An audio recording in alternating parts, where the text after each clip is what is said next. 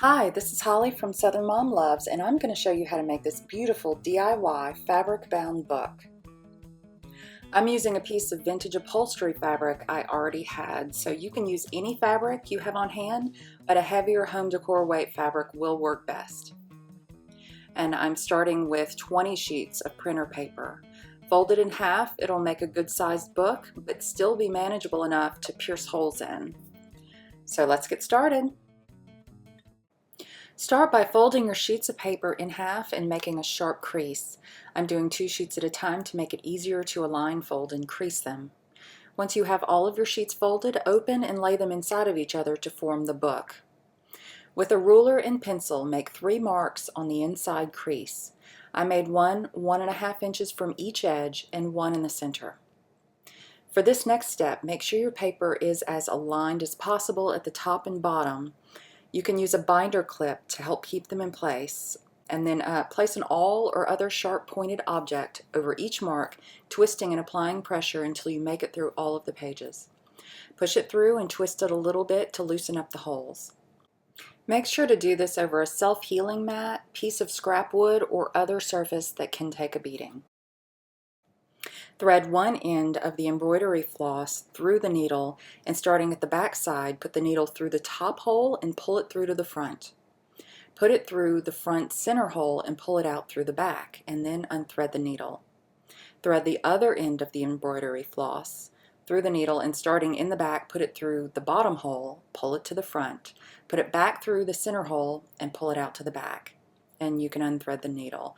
You will now have both ends of the thread at the back of the pages. One end can be a bookmark, so if you don't want a bookmark, just knot the threads firmly and cut them both off.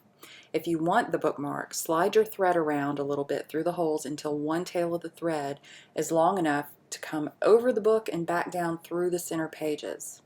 Then tie it and cut the short end of the thread. Knot the long end of the thread several times so that it doesn't fray out. You'll notice that your center pages come out a little bit farther than the end pages. You can trim this with scissors, an exacto knife and a ruler, or a rotary cutter and a ruler, or just leave it alone if it doesn't bother you.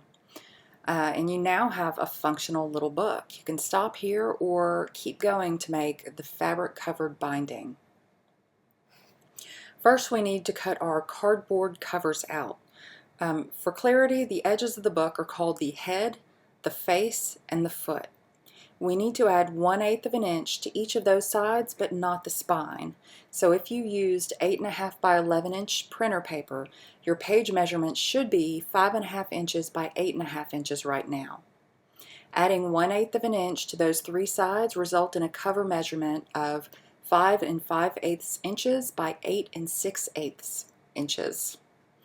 I'm using a clean cereal box for my cover, but you could also use cardboard or poster board, or whatever thick card-like material you have on hand.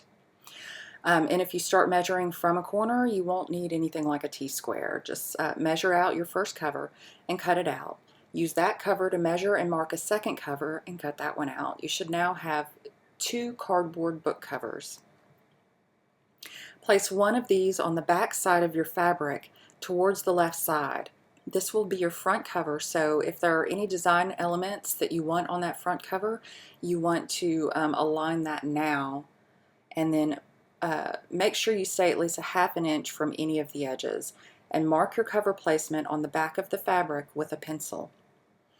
Now, using a matte Mod Podge or like a white school glue and your paintbrush, on top of a piece of wax paper or something, apply a thick layer to the back of your cardboard piece all the way to the edges.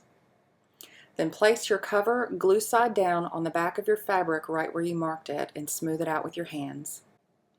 The thickness of my pages is just over 1/8 of an inch, so I'm using 3/16 of an inch as the width of my spine fabric.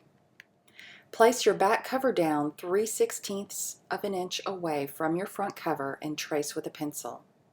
Paint the back with glue and place it on the fabric just as you did for the front cover.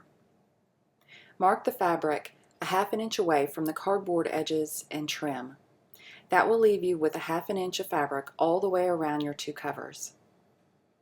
Trim the fabric corners close, but not up to the cardboard corners. On top of a sheet of waxed paper, squeeze your Mod Podge liberally around all edges and use your brush to spread it all the way up to the edge. You want the fabric soaked with the glue. Fold the fabric edges up over the cardboard and smooth it into place. Don't worry about the ragged edges, we'll cover those up later.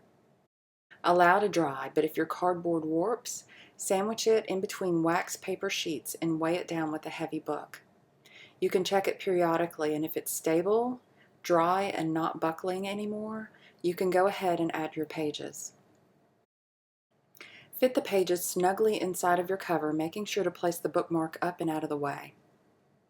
You can use a couple of binder clips to keep the back pages in place while you glue down the front cover. Paint the inside of your cover with a thin coat of Mod Podge up to and just over the fabric edge. Bring the first page over the glue and smooth it down. Then repeat with the back cover. Allow the glue to dry completely. You can weigh it down under your heavy book while it dries to keep the inside cover smooth. You now have a fabulous little book. You can use this as an illustration book, a journal, or a storybook. You can use sketch paper, calligraphy paper, and even insert sheets of tracing paper inside. I hope this tutorial inspires you to make your very own DIY fabric-bound book. If you like this video, give it a thumbs up and subscribe below.